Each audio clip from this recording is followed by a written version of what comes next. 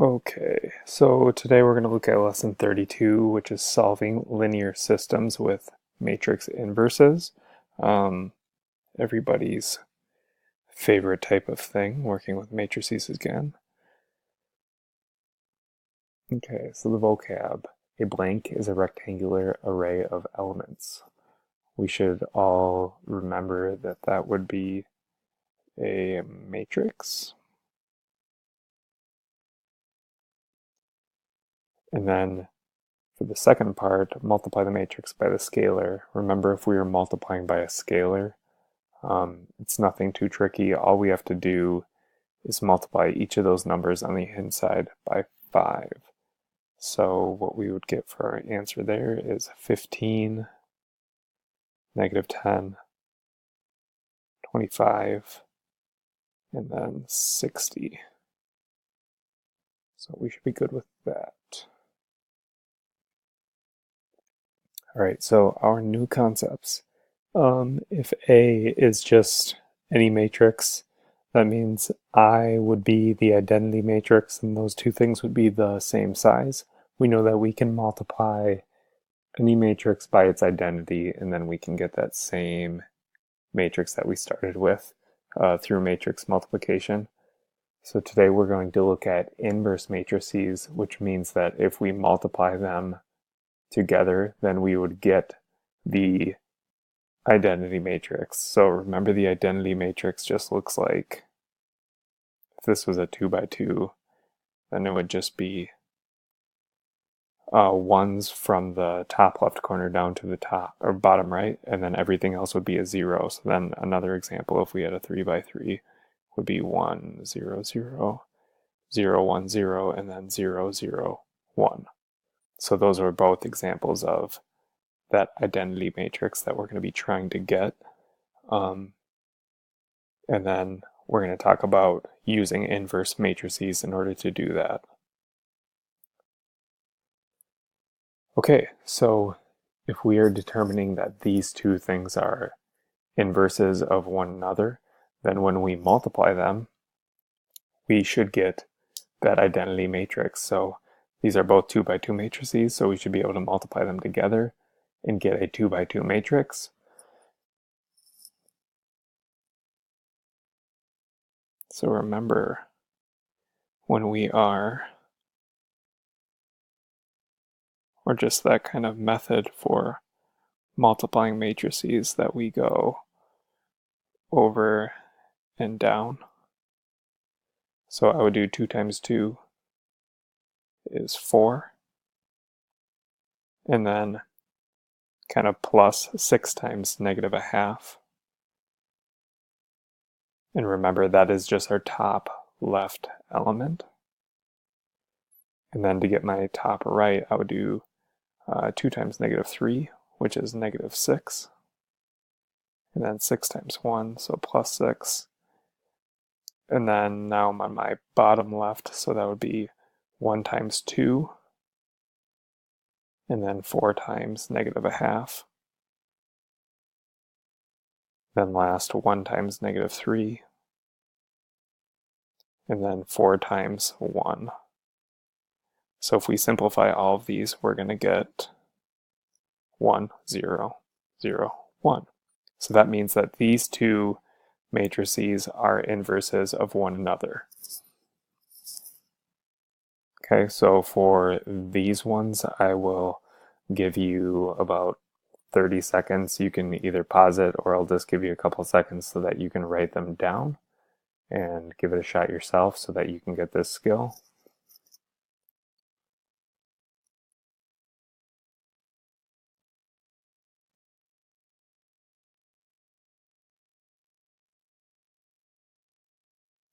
Okay, and then moving on to what an inverse matrix looks like.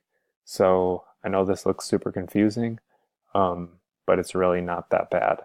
So all we are doing, if we kind of break this apart, we have 1 over the determinant of our matrix, which, just remember, they break that down in this piece. That's your diagonals being subtracted from one another. And then it's just reordering kind of the elements. So if this was a normal A, B, C, D, notice B and C are in the same spots, but they're negative, and then D and A are flipped around. So we change some of our elements around and multiply it by 1 over the determinant. So again, we put those in D and A in opposite spots, and then B and C stay in the same spot, but they're switched to negative. So if this was one of our matrices that we're trying to find the inverse of, remember the first thing we do is 1 over the determinant of that. So if you put those little brackets around, that means we're looking for the determinant. So the determinant of this would be 3 times 2, which is 6, minus 1, negative 1 times 4. So our determinant is 10.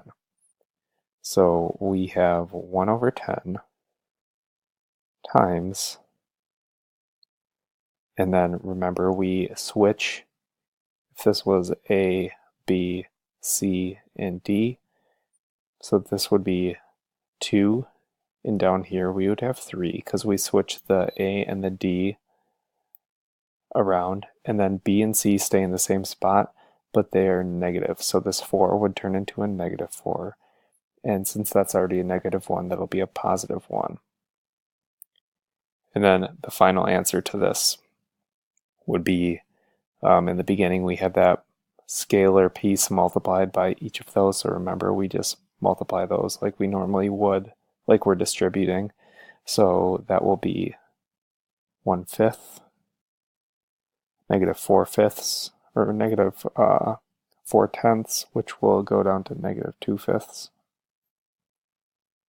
1/10, and then 3/10. So we should be able to multiply this by our original matrix T, and since those are inverses of one another, we just followed the formula in order to get our inverse. If we multiplied those two things together, we should end up with our identity matrix by definition. Okay, so we multiply those two. If you want to do that in the calculator, that's great. If not, I understand.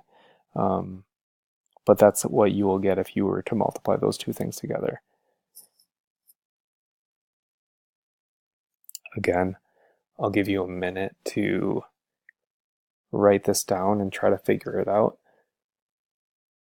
Remember, your first step is to find the determinant, and then you switch your pieces around, switch your A and your D elements, and then make the B and the C negatives. And then you would multiply it like you are distributing to an equation.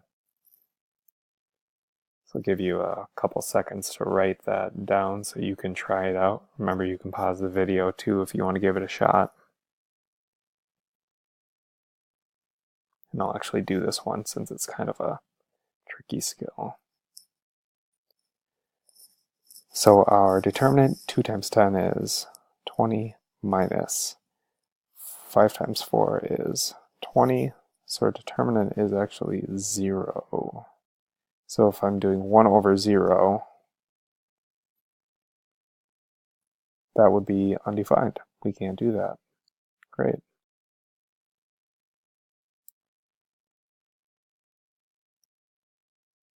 If you just wanted to practice to get those things in the right spot, we have a negative 4, negative 5. But this would be one that we wouldn't be able to do, so I guess this matrix does not have an inverse.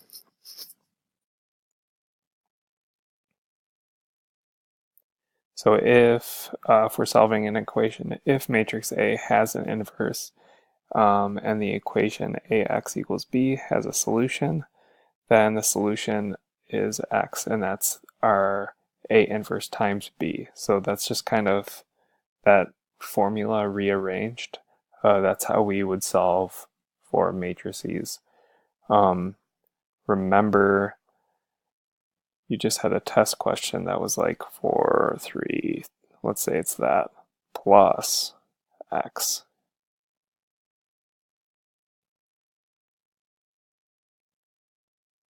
Okay, so super easy to figure out what x is because we can just say, what numbers do I add up to get those pieces that we're equal to? However, if we are multiplying matrices, it's a lot more difficult because we know that that operation is a lot harder than adding elements in matrices. So we can find out what the inverse is and then multiply it by that. Now, we've already figured out that taking the inverse itself, so if I want to take the inverse of this, it's already a little bit of work. So I'll give you guys a little hint here. If you put this matrix into your calculator, just a 2 by 2 matrix, and then you would write it out, and you could assign this to your A matrix, okay? And then you can go back into your matrix menu, and you can select that matrix so that in your home screen, just whatever you add, subtract, multiply, divide, and everything like that on, you have A, and then you can raise that to the power of -1. So the way that you would do that is you would hit the little caret button and then negative and 1. Make sure you don't use the minus key. Make sure you actually hit the negative that's at the bottom of the calculator next to the decimal point. And that will give you your inverse matrix. So if you do that and you have that inverse matrix and you multiply it by your B inverse that you actually plug in as well, that'll give you your answer. Okay, super cool. Makes it a lot easier.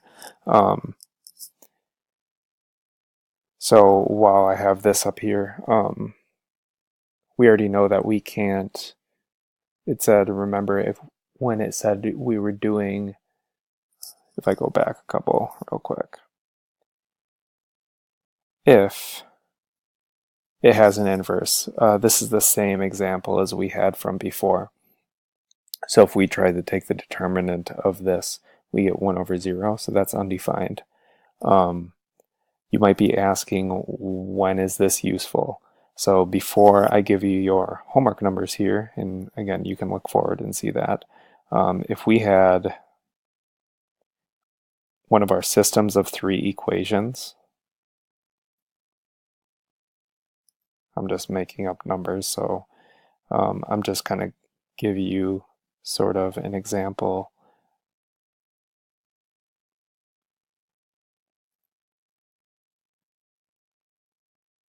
I don't know why I switched colors, but oh well. So let's say this was a system of 3 equations.